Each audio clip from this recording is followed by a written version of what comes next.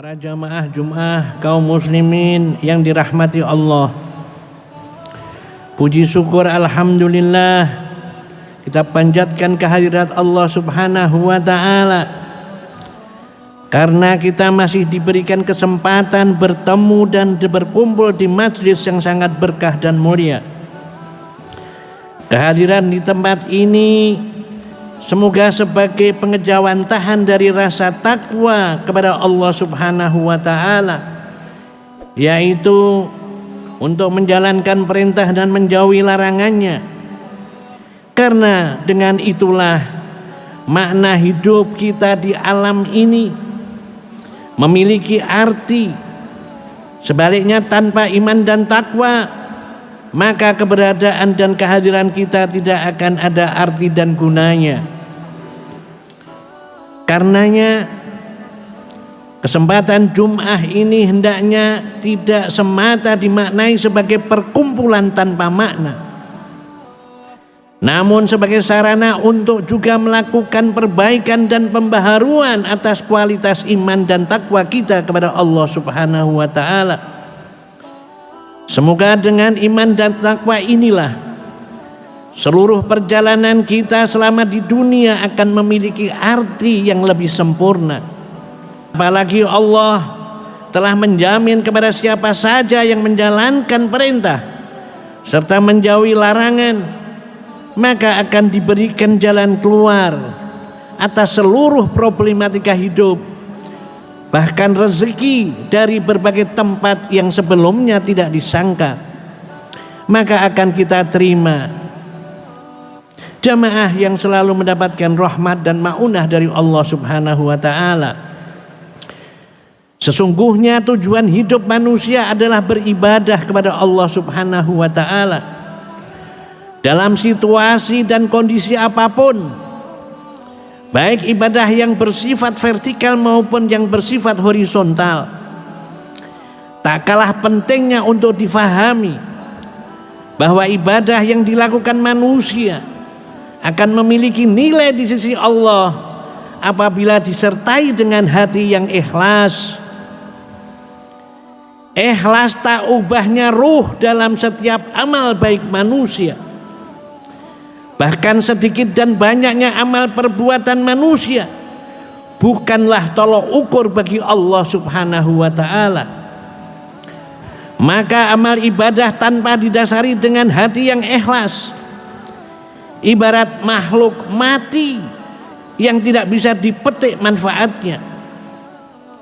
Tidak heran jika dalam kitab Al-Hikam Imam Ibnu Athaillah mengingatkan kepada kita bahwa amal perbuatan manusia bagaikan fisik lahiriah, sedangkan ruhnya adalah eksistensi ikhlas di dalamnya. Dalam hal ini Allah subhanahu wa ta'ala juga memberikan peringatan di dalam Al-Quranul Karim surat Al-Bayyinah ayat 5. Wa ma umiru illa liya'budullaha mukhlisina lahuddina hunafa. Al-ayah. Padahal mereka tidak disuruh kecuali supaya menyembah Allah subhanahu wa ta'ala dengan memurnikan ketaatannya kepadanya dalam menjalankan agama yang lurus. Jamaah sholat Jum'ah yang berbahagia, dalam Al-Quran masih banyak ayat yang menuntut kita agar selalu ikhlas dalam ibadah. Dan kalau kita perhatikan ayat yang saya sampaikan tadi, terdapat kata mukhlisin yang konotasinya bagi hamba-hamba Allah yang beribadah. Artinya dalam setiap ibadah manusia harus disertai dengan hati yang ikhlas. Lantas pertanyaannya adalah, apakah ikhlas itu? Ikhlas adalah memurnikan segala amal ibadah karena Allah subhanahu wa ta'ala dan jauh dari pamrih, riya dan tujuan sesaat lainnya. Sekedar memberikan contoh dan membukakan cakrawala pada zaman baginda Rasulullah sallallahu alaihi wasallam. Terdapat sebuah kisah, yaitu ada seorang melakukan kebaikan akan tetapi dia berharap ada pujian dan apresiasi dari setiap kebaikannya. Kemudian Allah Subhanahu wa taala menyuruhkan dalam surat Al-Kahfi ayat 110, "Faman kana yarju liqa'a rabbih falyamal amalan sholihan wa la yusyrik bi ibadati rabbih ahada." Barang siapa mengharap perjumpaan dengan Tuhannya, maka hendaklah ia mengerjakan amal soleh, dan janganlah ia mempersekutukan seorang pun dalam beribadah kepada Tuhannya. Al-Hafidz Ibnu Katsir dalam tafsirnya berkata, inilah dua landasan perbuatan yang diterima oleh Allah Subhanahu wa taala, yaitu ikhlas karena Allah dan sesuai dengan sunnah Rasulnya. Demikian pula dalam suatu kisah yang lain, ada seorang laki-laki datang seraya bertanya kepada Rasulullah sallallahu alaihi wasallam, "Wahai Rasulullah, bagaimanakah pendapatmu tentang seseorang yang berjumpa, yang berjuang demi mendapatkan upah dan sanjungan? Apa yang diperolehnya wahai Rasulullah?" Jawab Rasulullah, dia tidak akan mendapatkan apa-apa. Dan orang itu mengulangi pertanyaan itu sebanyak 3 kali. Akan tetapi baginda Rasulullah sallallahu alaihi wasallam selalu menjawab, orang itu tidak akan mendapatkan apa-apa. Dengan demikian maka baginda Rasulullah sallallahu alaihi wasallam bersabda, "Innallaha la yaqbalu minal amal illa man kana lahu khalisan wabtughiya bihi wajhuh." Sesungguhnya Allah tidak menerima perbuatan manusia kecuali dengan ikhlas, dan dimaksudkan untuk mencari ridha Allah Subhanahu wa taala. Hadis riwayat Nasa'i. Para hadirin salat Jumat yang dirahmati Allah, Ibnu Athaillah memaparkan bahwa ikhlas itu dibagi menjadi 3 kategori. Yang pertama adalah yang disebut dengan ikhlasul ubad, yaitu mengerjakan sesuatu perbuatan hanya karena Allah Subhanahu wa taala semata, tanpa riya. Dan riya atau pamrih itu baik yang nampak maupun yang samar. Namun demikian, yang bersangkutan masih mengharap balasan Allah seperti masuk surga dan dijauhkan dari siksa api neraka. Di sisi lain ia juga merasa bahwa dirinya lah pelaksana ibadah itu, tanpa menyadari bahwa Allah Subhanahu wa taala sebagai pelaku hakiki.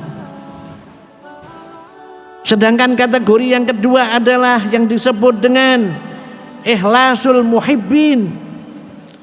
Tingkatan ini melebihi dari yang pertama, di mana seseorang hanya beribadah atas dasar cinta dan taklim kepada Allah Subhanahu wa taala, bukan karena takut neraka dan menginginkan surga. Tetapi dalam kategori ini ia masih belum bisa menghilangkan kata aku dalam ibadahnya. Dan untuk tingkatan selanjutnya adalah yang disebut ikhlasul arifin, yaitu tingkatan yang merupakan totalitas penghambaan seseorang kepada Allah Subhanahu wa taala. Dan dalam tingkatan ini yang bersangkutan benar-benar menghadiahkan ibadahnya kepada Allah Subhanahu wa taala semata.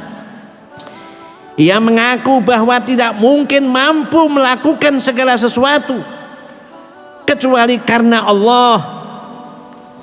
Bagi kalangan ini, Allah lah aktor dari segala apa yang dikerjakan. Peringkat ini merupakan tingkatan paling tinggi dalam penghambaan manusia kepada Tuhannya. Uraian Ibnu Athaillah yang saya sampaikan menunjukkan bahwa manusia di mata Rabb-nya mempunyai tingkatan yang berbeda. Namun yang harus dicatat dan diingat adalah bahwa betapa luar biasa besar manusia yang selalu ikhlas dalam setiap ibadah. Sekedar mengingatkan bahwa dalam hadis qudsi Allah menyatakan, al-ikhlas sirrun min sirri audatuhu qalba man ahbabtu min ibadi. Ikhlas merupakan bagian dari rahasiaku, kata Allah, yang aku letakkan ke dalam hati hambaku yang benar-benar aku cintai. Hadis riwayat Ahmad. Keikhlasan yang tertanam pada diri manusia merupakan suatu bukti kecintaan Allah kepadanya. Tidak mengherankan jika orang-orang yang ikhlas mempunyai aura tersendiri bagi manusia. Mereka akan terlihat memiliki keistimewaan meskipun berpenampilan biasa dan jauh dari kesan glamor. Yang bersangkutan juga sangat berwibawa meskipun dibalut dengan penampilan yang apa adanya. Tidak ada tampilan pancaran kemukhlisan yang akan diterima kalau direkayasa dengan tampilan fisik semata. Karena pada hakikatnya keikhlasan adalah pancaran diri dari dalam diri yang akan terbaca dan terlihat tanpa rekayasa dan manipulasi yang lain. Para jamaah kaum muslimin rahimakumullah, lantas bagaimanakah ciri-ciri orang yang ikhlas? Imam Ya'qub Al-Ma'qufi memberikan batasan sekaligus pembeda orang yang bercirikan ikhlas. Di antaranya adalah bahwa yang bersangkutan akan selalu menyembunyikan amal baik yang dilakukan, sebagaimana menyembunyikan amal buruk yang pernah diperbuat. Begitu besar pentingnya ikhlas dalam setiap ibadah dan kebaikan manusia. Persembahan ibadahnya hanya karena Allah semata, hingga ia pun menjadi hamba yang baik di mata Allah dan di mata manusia. Amal ibadah seorang hamba dalam bentuk apapun tidak sempurna jika tanpa disertai kekuatan ikhlas di dalamnya. Oleh karenanya kita selalu berdoa dan berupaya sekuat tenaga dibebaskan dari sifat pamer, pamrih dan riya, sekaligus dijauhkan dari rasa ujub. Karenanya sangat wajar kalau Sayyidina Umar bin Khattab radhiyallahu an selalu berdoa, Allahumma ja'al amali kullahu salihan waj'alhu liwajhika khalisan wa la taj'al li ahadin fihi syai'an. Ya Allah, jadikanlah amal yang soleh ikhlas karena mengharap ridhamu, dan jangan jadikan di dalamnya bagian untuk siapapun. Karenanya sudah sepatutnya lah kita meluruskan niat dan memurnikan tujuan hidup hanya kepada Allah Subhanahu wa ta'ala. Karena pada hakikatnya tujuan seluruh kebaikan yang dilakukan ujung akhirnya adalah Allah Subhanahu wa ta'ala. Karena semakin besar pamrih yang diberikan, maka akan semakin besar pula kekecewaan yang ditorehkan lantaran kita telah menargetkan tujuan sesaat dalam beramal. Pertanyaannya, untuk apakah kita mempersembahkan segala amal untuk tujuan sesaat, apalagi pamrih dan keinginan yang tidak abadi?